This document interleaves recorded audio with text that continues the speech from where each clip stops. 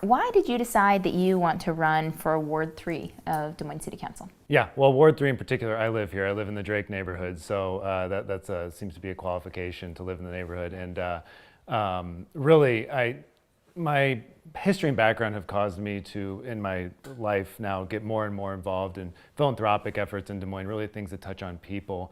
My life story really was just a lot of people giving me a hand up in life, really leaned into local organizations that gave people a hand up. And so at this point in my life, I thought I'd turn around and do that for people around me. And what I started to find out as I dug into that more and more in Des Moines is that City Council really lacks somebody who has that background and that actual experience of going through some of the struggles and having some of the experiences that could really connect them to the issues. And I believe I bring that to the table. And I hope that the people of the city of Des Moines see that too.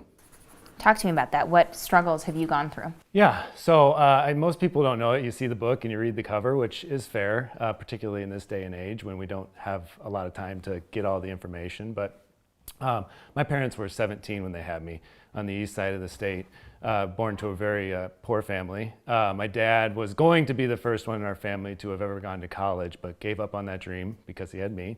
So he joined and enlisted in the Marines. We moved to Camp Lejeune, North Carolina, Hawaii when he was deployed in the Philippines, and then kind of back to Norfolk, Virginia, always kind of relying on the military for kind of providing for our family.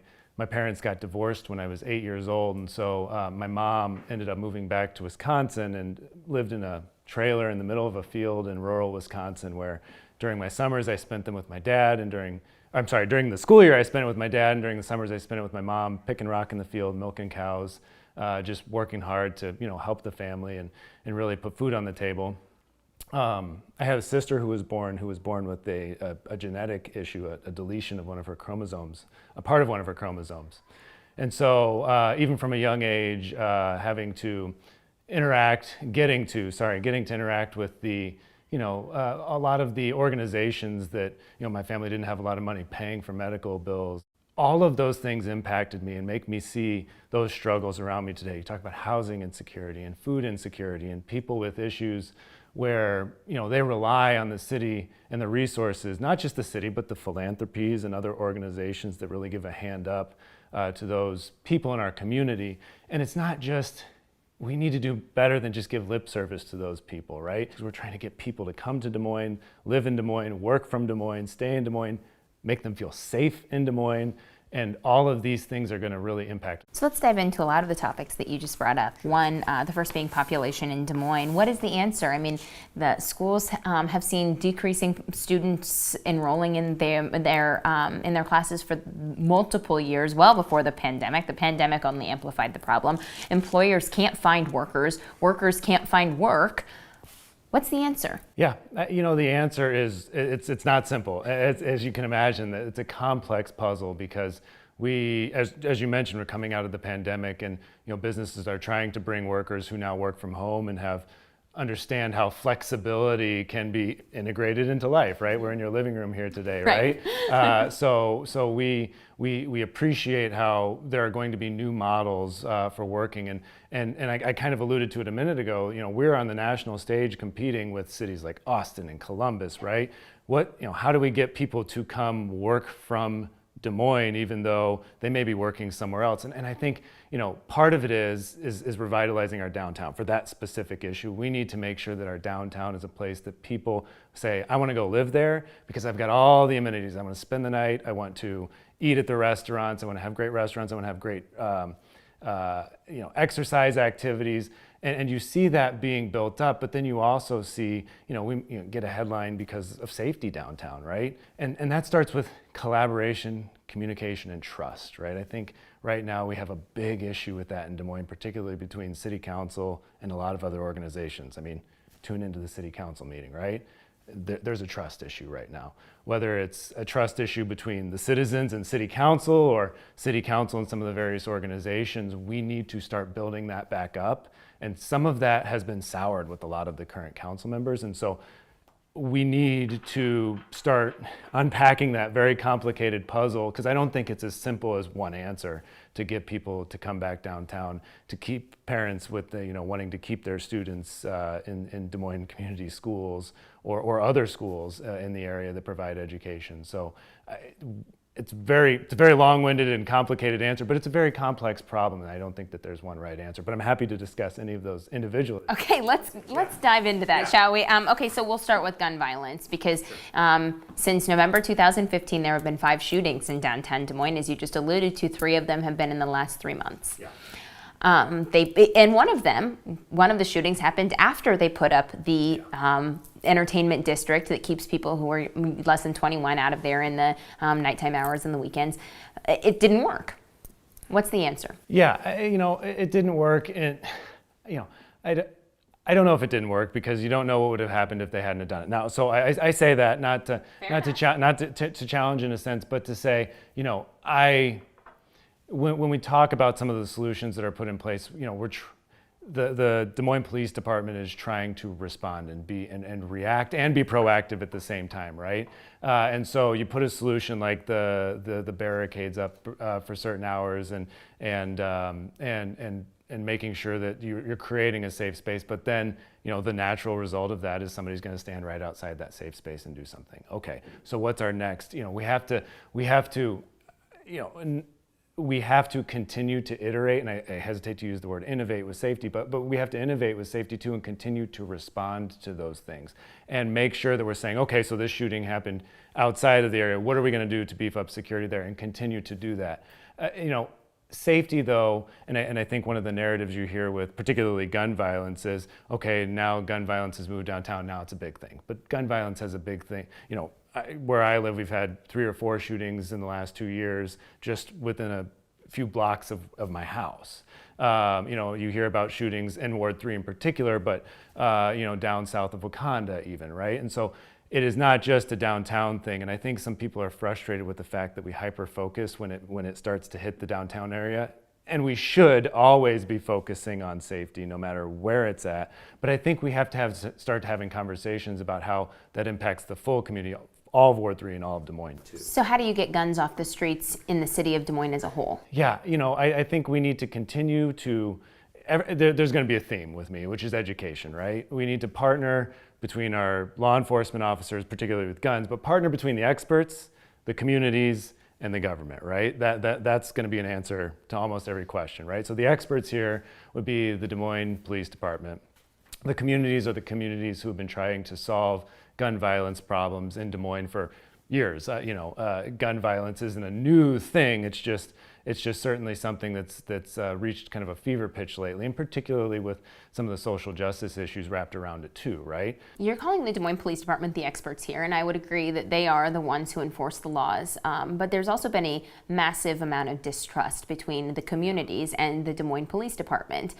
So there have been calls from community members to put in place perhaps new ways of thinking in how we do community policing. Yeah. So, for example, it has been a lot of discussion about this oversight, the Civilian Oversight Committee, Yep. to keep an eye on the police department and make sure that these experts who are enforcing the laws are doing so in a fair and balanced way. That did not happen this year. Do you think that's something that should happen? Yeah, I think, again, so you got your experts and you got your community. So how we integrate the community, whether it's a civilian oversight committee and we find a way to, and again, you highlighted, there's distrust and there's fear. And right now, the language that's being used has neither side wanting to come to the table, right? So we need to, that's step one to me, is to have a leader in place in Des Moines who's not going to fuel those, but bring both sides to the table, sit down, have the conversations, bring down the rhetoric a little bit so that people don't have their fisticuffs up, right? So that they're ready to come back to the table. I think that's step one in any of these issues. But once we're there, yeah, I think that even if you talk to the Des Moines Police Department, they would say, and they would probably say they've been doing it because there are plenty of community organizations in Des Moines that have been around for a long time that have been partnering with the Des Moines Police Department. Now, are we at a stage where we need to take a look at that and see if we need to step up the game, step up the partnership a little bit, because one side or both sides feel like maybe the Des Moines Police Department isn't properly there's lots of different solutions to what the community is calling or what the community is identifying as problems with the Des Moines Police Department. And I think the Des Moines Police Department would tell you that they're ready, they're game for some of these innovative solutions. They want to hear, what are the funding sources, what are your innovative ideas, where are we going to scale resources, or where are we going to find experts that we can partner with? I don't think the Des Moines Police Department has said anything to the contrary of that. And so I think they're ready to talk. They just need a leader who's going to bring down the rhetoric and bring people to the table. Black residents in Iowa are 11 times more likely to be imprisoned than white Iowans in our state, 7.3 times more likely to be arrested for marijuana possession. So is there a solve that the city can help with without a legalization on a statewide effort of marijuana? Right now we're talking about limited resources and where those resources go. I've always been a proponent of putting resources to the highest priority items, right? To the, when you talk about crime in Des Moines, sex trafficking, drug trafficking, things that impact, impact humans on a bigger level, some of those bigger, higher priority crimes. And so it might be a prioritization effort that we champion. But at the end of the day, one thing that I bring to the table, in my opinion, as a leader, and particularly as it would be on city council, is the fact that I am not the expert on every issue, right? I know where the edge of my expertise and understanding is, and really, again, bringing those experts in. So easily commit to having the conversations about even those numbers that you said. How do we bring those numbers down at the city council level? How do we partner with police? What can we do? And really, it's getting out into communities that have felt marginalized. They felt forgotten. They feel like they're not a part of the community. They don't feel like they get up every day and they're in a community that embraces them. And that leads to certain paths, right?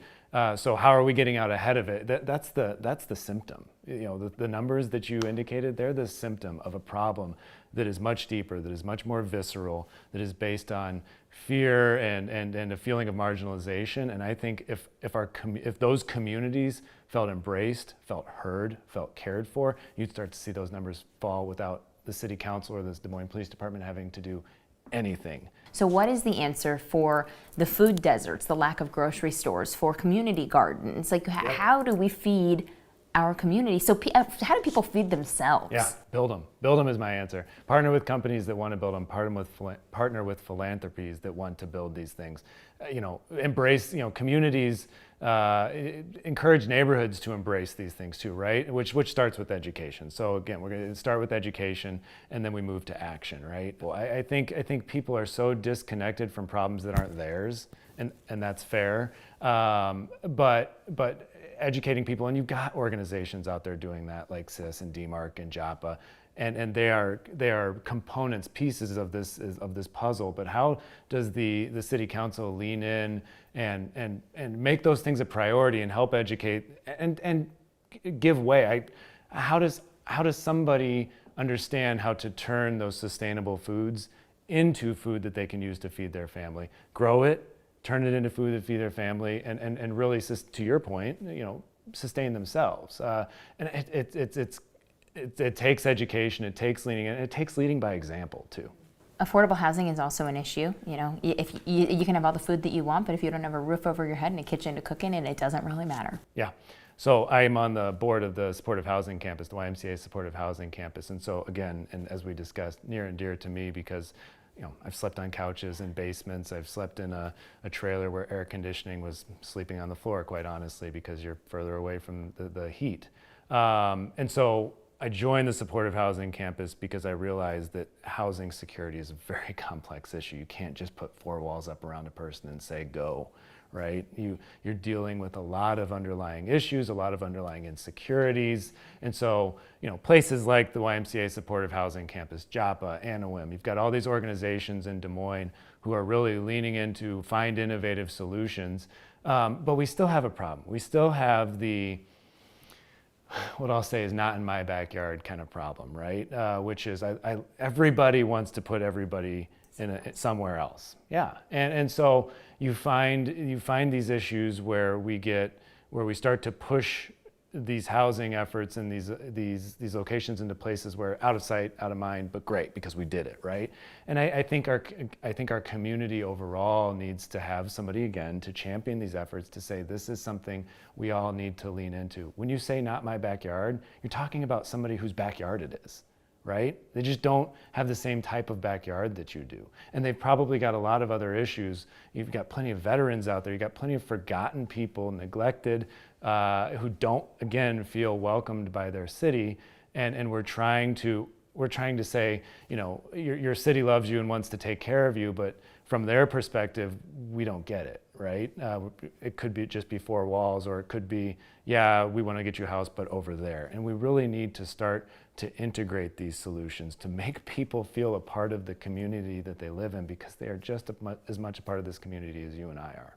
What's your message to the people of Des Moines, Ward 3, that you want them to know and why you want to represent them? Yeah, Des Moines deserves somebody who understands these issues right now and isn't just going to give lip service to those issues. And I believe that my experience and my background, I haven't experienced everything. I haven't experienced everybody's struggle, but I have been through some things. And so I know what some of these issues are like. And because I know what they're like, I believe that I can be that, I've been that hand up to people previously. I've been that hand up in the private sector.